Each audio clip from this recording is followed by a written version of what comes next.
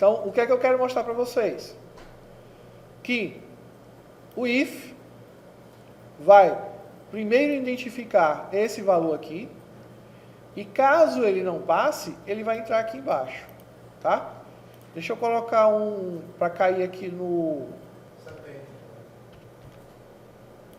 Pronto. Certo? Pronto, vamos observar aqui o seguinte, ó. Eu vou colocar um point break aqui, ó. Certo? O point break vai fazer o quê? Ele vai executar a rotina e vai parar exatamente nessa linha, para que eu possa depurar a aplicação. E com isso, acompanhar a sua execução. Tá ok? Aqui, ó. Nessa lateral, eu vou clicar aqui do lado, uma vez, e ele vai aparecer esse point break aqui, ó. Certo? Isso aqui serve para quê? Serve para parar a execução. Então eu mando ele executar e ele vai até chegar nessa linha. Quando ele chegar nessa linha, ele vai ficar no ponto para que eu possa depurar. E eu posso entender o fluxo dele. Ver para que lado ele está levando as variáveis. Tá certo? Então eu vou apagar aqui. Certo? E vou clicar, vou apertar o botão F5. Ó, veja que ele já colocou a data, a idade, certo? Ele já calculou aqui, ó, a data de nascimento, a idade, já gravou essa idade aqui na planilha e vai agora começar o fluxo para a gente entender como é que ele vai chegar no CAT sênior. Se eu passar o mouse aqui por cima, eu vou ver que idade é 49. E se eu olhar aqui nas variáveis locais, eu vou ver que idade é 49. Tá certo? Vou ver que a idade é 49. Então quer dizer que ele vai testar a variável idade. Então ele vai testar e vai dizer o seguinte, ó, idade, sendo 49, ela é menor ou igual a 18? Isso é verdadeiro ou é falso? Isso é falso. Então se eu pressionar F8, ele já pula para o else. Tá certo? Já pula para o else. Isso é verdadeiro? Não. Então já cai para o falso. Quando ele cair para o falso, ele tem mais um if para testar. Tem um próximo if para testar. Aí ele testa. Idade, 49, é maior ou igual a 19? É maior. Beleza. E idade, 49, é menor ou igual a 35? Ele é maior. Então está furada essa condição. Então, aqui é verdadeiro ou é falso? Falso. Então ele já pula para o else. Quando ele chega dentro desse else aqui, ele vai para o terceiro if, para a terceira condição. Certo? Quando ele chegar aqui nesse else, ele vai fazer esse outro teste. Idade, 49, é maior ou igual a 36? É maior, já passou. Idade, é menor ou igual a 50? Exatamente menor, que é 49, né? Então, já que é essa condição, é verdadeira. Lembra-se, por isso que eu coloquei o ou aqui, né? E eu vi que não ia funcionar, porque ele sempre ia passar pela primeira, mas nunca passava pela segunda. Tá certo? Então tem que ser o i, porque eu quero testar as duas condições ao mesmo tempo. Tá certo? Ao mesmo tempo. Então idade é 49, é menor do que 50. Perfeito. Por isso que agora o CAT, que é vazio, agora recebe sênior. Fecha aí end if, end if, end if, ou seja, sai fechando todo mundo. E a última etapa é pegar o categoria e colocar, atribuir lá na B4. F8, ó, já gravou aqui e finaliza. Certo? Mas a questão é o seguinte, você tem que saber que você pode colocar aqui dentro, você tem que saber que você pode fazer ifs individuais, não é muito aconselhável. Certo? Bom, vamos fazer esse cara aqui um pouquinho diferente. faz o seguinte, copia essa estrutura aqui toda,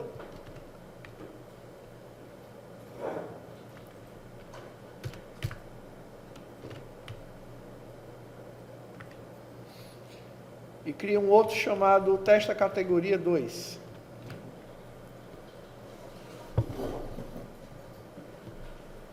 Certo? Simplesmente eu copiei, colei lá em cima e troquei o nome. Coloquei para categoria 2, certo? Mas a mesma estrutura.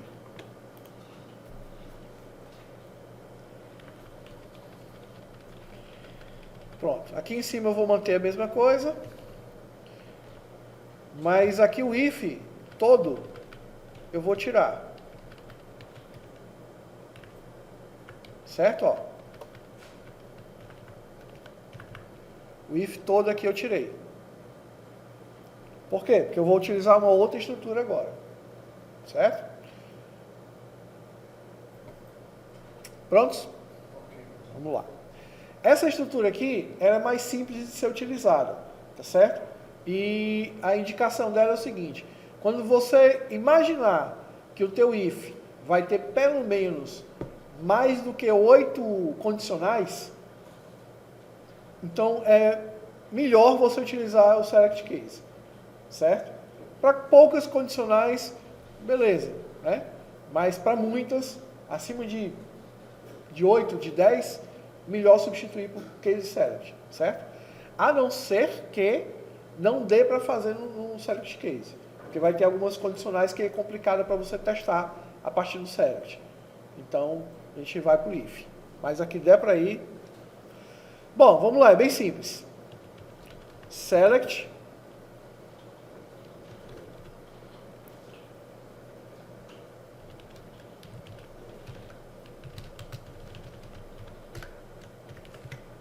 Toda vida que você for construir as estruturas, você tem que abrir e fechar, tá certo?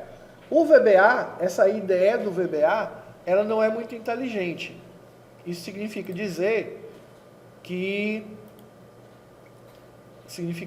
você não consegue, por exemplo, abrir uma estrutura e fechar uma instrução. Ele não faz isso, certo? Você tem que fazer isso. Então você tem que se lembrar de fazer isso. O select case, ele faz o seguinte. Ele é escolha o caso, tá? O que é o caso? O caso é a opção que você está dando. Mas com base em qual referência? Aí você tem que dizer para ele qual é a referência. No caso, a referência aqui é um número, é a idade. Então, você vai dizer para ele o que vai acontecer dentro das situações. Tá certo? Então, vamos lá. Então, eu vou ter aqui, ó, o primeiro case. É quando ele for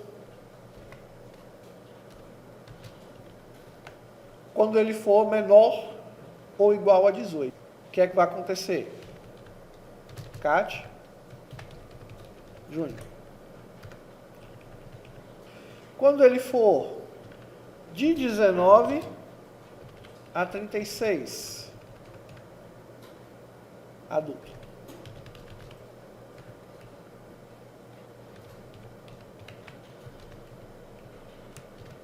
Quando ele for de 36 a 50. No caso aqui é 35.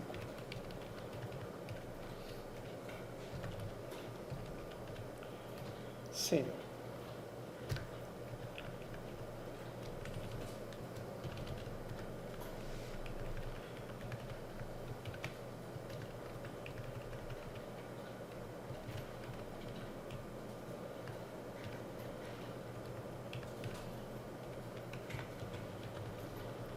Acabou. Acabou. Certo? Ou seja, ele vai olhar a idade. Se a idade é menor ou igual a 18, júnior. Se a idade, o número, variar entre 19 até 35, adulto. Se for de 36 a 50, sênior. E se não for nenhum desses aí que você escolheu, é master. Certo? Então, para fazer o teste, eu apago aqui.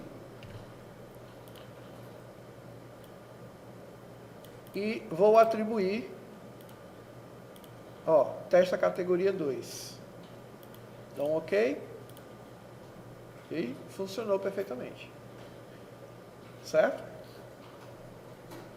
Certo? Mas é sempre importante ter um case else. É importante você ter. Por quê? Porque você tem que sempre prever se o valor que você está recebendo vai estar dentro digamos, do que você definiu. Se não, ele pode causar um erro de ficar procurando alguma coisa e não achar, e pode dar uma travada. Então você bota sempre um tipo, se o valor que ele está esperando não achou, devolve uma mensagem qualquer. Devolve vazio, devolve nulo, ou devolve uma mensagem, ó, valor incorreto. Pronto. O que acontece é o seguinte, em termos de eficiência, aqui a gente não vai perceber porque a nossa solução é muito simples. Então a gente não vai perceber uma eficiência nem uma velocidade. Mas se você tiver instruções muito grandes para serem avaliadas, o case ele é mais rápido.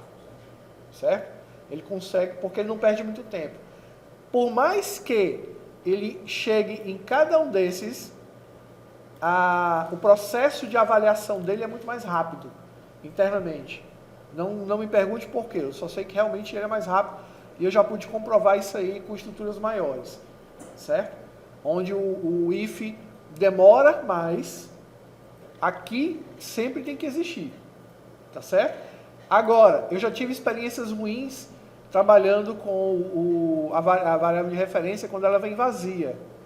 Então é interessante testar se ela está vazia ou não antes, certo? Então é interessante testar, fazer um teste antes.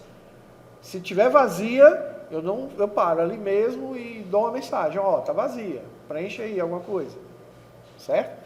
Sempre é interessante fazer isso, ok?